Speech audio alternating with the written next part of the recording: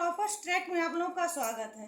आज हम भारत के संविधान में महान्यायवादी के ऊपर एक वीडियो लेकर आए हैं। ये भारत का संविधान अनुच्छेद 76 में इनका वर्णन है। ज्यादा कुछ इनका नहीं है, बस अनुच्छेद 76 में इनका वर्णन है।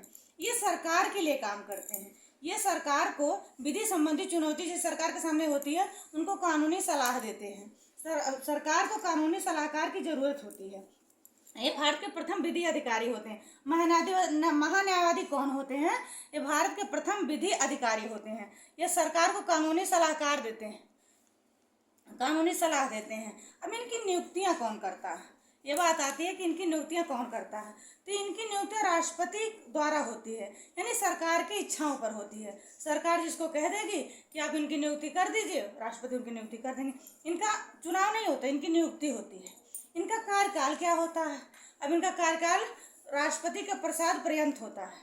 अब पेपर में आता है कि महान्यायवादी का कार्यकाल कितना साल होता है, तो पेपर में देगा 6 साल, 5 साल, 7 साल, और एक जगह लिखा रहेगा राष्ट्रपति प्रसाद पर्यंत। तो राष्ट्रपति प्रसाद पर्यंत यानी कि राष्ट्रपति के इच्छाओं पर ये काम करते हैं। जब तक राष्ट्रपति चाहे तब तक ये काम करेंगे। ये त्याग पत्र किसको देते हैं? ये त्याग पत्र भी राष्ट्रपति को देते हैं। इनकी योग्यता क्या होती है? योग्यता के बारे में आता है कि इनकी योग्यता क्या होती है। तो ये विधि विशेषज्ञ होते हैं। जो महान्यायवादी होते हैं ये विधि विशेषज्ञ होते हैं। जैसे योग्यता इनकी होनी चाहिए सुप्रीम कोर्ट के न्यायाधीश के समान ये योग्यता रखते हो। जो सुप्रीम कोर्ट के न्यायाधीश होते हैं उनके समान इनकी योग्यता हो। अब नंबर 1 में क्या है? या तो 5 वर्ष तक किसी कोर्ट में या हाई कोर्ट में 5 वर्ष तक जज रह चुके हों। ये या तो जज रह चुके हों, या दूसरा नंबर है कि या हाई कोर्ट में 10 वर्ष तक ये वकालत कर चुके हों।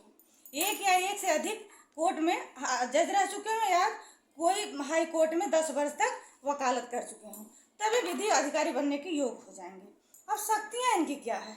शक्तियाँ इनकी क्या है? ये संसद के सदस्य होते नहीं हैं, बस इन्हें संसद में बैठक में भाग लेने, बोलने, किसी संसदीय समिति में सदस्य बनने के योग्य होते हैं।